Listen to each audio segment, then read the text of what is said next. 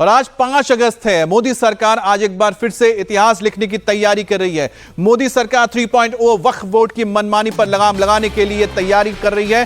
सरकार वक्फ बोर्ड में बड़े बदलाव करने जा रही है। सूत्रों की माने तो शुक्रवार को कैबिनेट ने इन बदलावों को लेकर अपनी मुहर लगा दी है। केंद्र सरकार जल्द ही मौजूदा वक्फ एक्ट में करीब 40 संशोधन करने की तैयारी कर रही है। अभी वक्फ के पास किसी भी जमीन को अपनी संपत्ति घोषित करने की शक्ति है। नए बिल में इस पर रोक लगाई जा सकती है। इस बिल को लगाने के पीछे सरकार का मकसद वक्फ बोर्ड को पारदर्शी और भरोसेमंद बनाना है।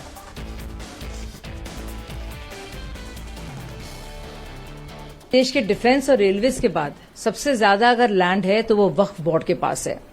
अब वक्फ का क्या कॉन्सेप्ट है ये संविधान में कहीं नहीं है, लेकिन 1954 में इसको लेकर एक एक्ट बना और उसका संशोधन 1995 में किया गया। अब आप सोचिए किस मकसद से किया गया। इसको असीमित शक्तियां दे दी गई, यानी कि अल्लाह की संपत्ति माना जाता है वक्फ, तो उसमें कोई भी कोर्ट इसमें हस्तक्षेप नहीं कर सकता। और आप सोचिए 8.5 लाख से ज्यादा संपत्तियां दर्ज हैं जो रजिस्टर्ड हैं। बहुत सी प्रॉपर्टीज रजिस्टर्ड भी नहीं है। वक्फ का जिक्र संविधान में भी नहीं है, लेकिन है। और इसमें इतना ज्यादा करप्शन है और एक तरह के आप इनको समझ सकते हैं ये मजहबी जमींदार हैं और जो आम लोगों के लिए और आम मुसलमानों का भी इससे फायदा नहीं हो रहा है। इसका दरअसल किसी का इससे फायदा नहीं हो रहा है सिवाय उन लोगों के जिन्होंने जमीन को हड़प लिया है। अब इस बिल को लाने के पीछे सरकार का मकसद क्या है? वक्फ बोर्ड को पारदर्शी और भरोसेमंद बनाना। और देश में रेलवे और सशस्त्र बल के बाद सबसे ज्यादा जमीन इनका पास ही है, तो जवाबदेही बढ़ेगी जब वक्फ बोर्ड के नए बिल के जरिए संशोधन लाया जाएगा। मनमानी रोक दी जाएगी क्योंकि यहां पर कुछ ही चंद ही लोग हैं, करीब 200 लोग हैं जो पूरे देश में वक्फ को एक तरह से कंट्रोल करते हैं। बोर्ड का पुनर्गठन होगा, इसमें महिलाओं को भी शामिल किया जाएगा। साथ ही पसमानदा मुसलमान जो गरीब मुसलमान हैं उनको भी यहां पर नुमाइंदगी मिलेगी।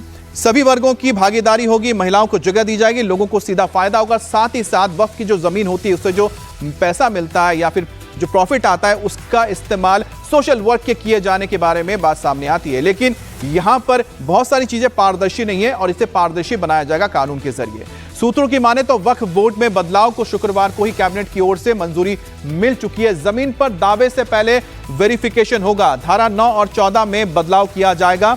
सेंट्रल स्टेट वक्फ बोर्ड का स्ट्रक्चर बदला जाएगा और विवादित जमीन का नए तरीके से वेरिफिकेशन होगा और डीएम इसमें वक्फ संपत्ति की निगरानी करेंगे, देखरेख करेंगे कि आखिरकार कहीं इसको भूमाफिया हड़प ना ले या भूमाफियों को बेचा ना जाए। और यही वजह है कि सरकार यह संशोधन लेकर आ रही है और इसको लेकर तमाम जो शिया संगठन के मुसलमान थे या फिर वोरा समाज के मुसलमान थे, इन्होंने लगातार गुहार लगाई है।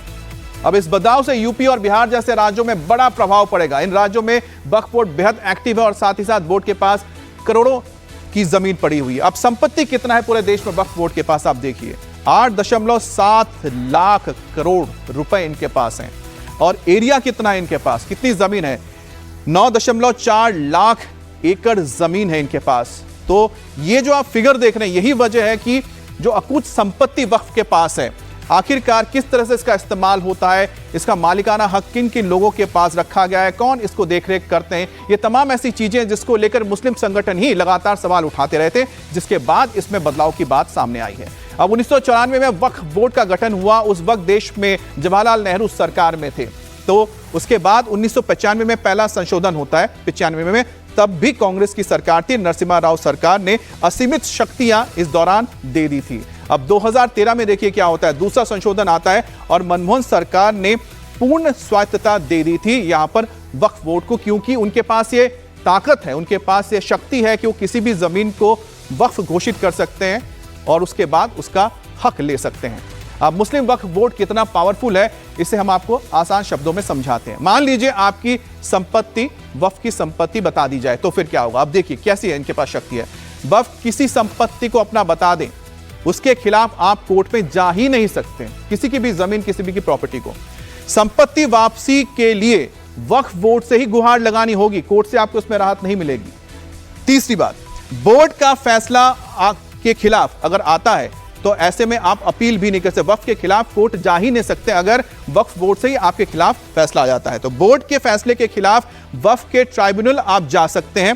और साथ ही आखिरी मैं बता रहा हूं, ट्रिब्यूनल के फैसले के खिलाफ हाई कोर्ट सुप्रीम कोर्ट में चुनौती आप नहीं दे सकते, यानी कि सीधा वन वे टिकट है। जहां पर वक्फ ने बोल दिया कि आपकी जमीन वक्फ की है, तो ऐसे में आप अपील करेंगे तो वक्फ में ही करेंगे। अगर खारिज हो जाता है तो भी आपको उन्हीं के ट्रिब्यूनल के पास जाना पड़ेगा।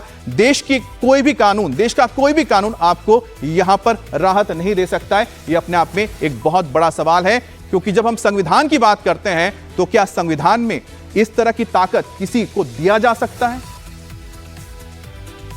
वक्फ बोर्ड में विसंगतियों की शिकायत मुस्लिम वर्ग बंधुओं की तरफ से ही आई और तमाम लोगों ने इस बारे में कहा है कि उसमें तमाम प्रकार की ऐसी हैं कि वक्फ अगर संपत्ति घोषित कर देता है तो फिर उसमें किसी प्रकार का न्याय के लिए अपील करने का प्रावधान नहीं है। तमाम प्रकार की संपत्तियों का जो प्रयोग होना चाहिए तो वो बिल्डर्स कर रहे हैं, रियल एस्टेट के लोग कर रहे हैं।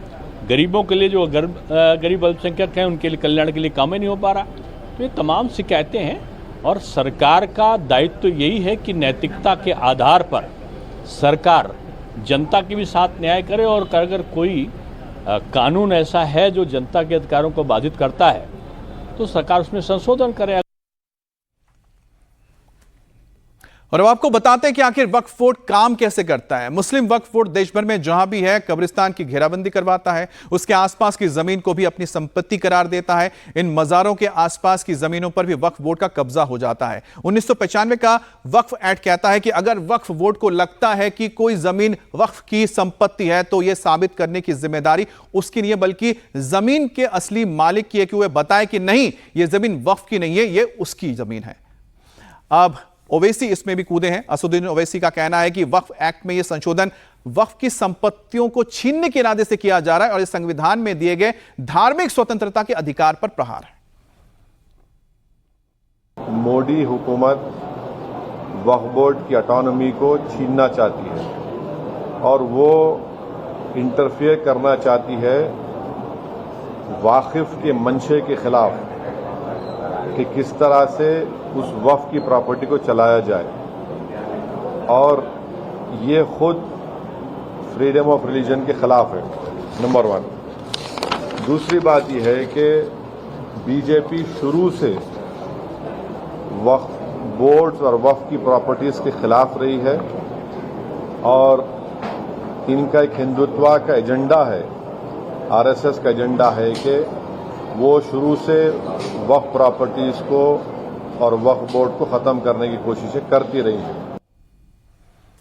अब विपक्ष भी ओवैसी के सुर में सुर मिलाता हुआ नजर आ रहा है। विपक्ष का कहना है कि मोदी सरकार वक्फ बोर्ड के उन अधिकारों पर खत्म करना चाहती है, चोट करना चाहती है, जिसके तहत बोर्ड किसी भी संपत्ति को वक्फ की संपत्ति होने का दावा कर सकती है।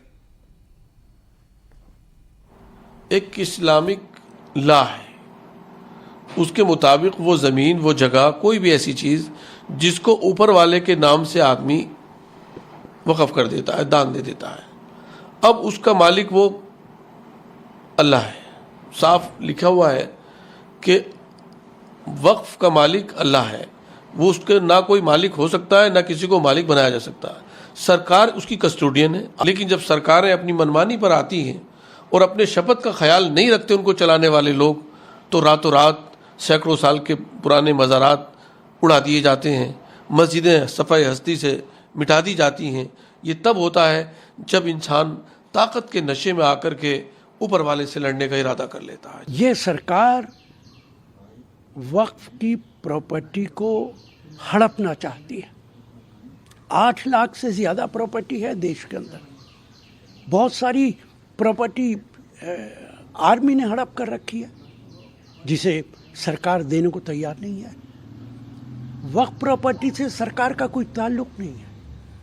ये तो मुसलमानों की प्रॉपर्टी है जो वक्फ करते हैं। कोई एजुकेशन के लिए करता है, कोई मजहबी मामलात के लिए करता है। सरकार को क्या प्रॉब्लम है इसके अंदर? उत्तर प्रदेश की सरकार मुसलमानों के घरों पर बुलडोज़र चला रही है और दिल्ली की बीजेपी सरकार, भारत सरकार, ये वक्फ प्रॉपर्टी को लूटना चाहती है।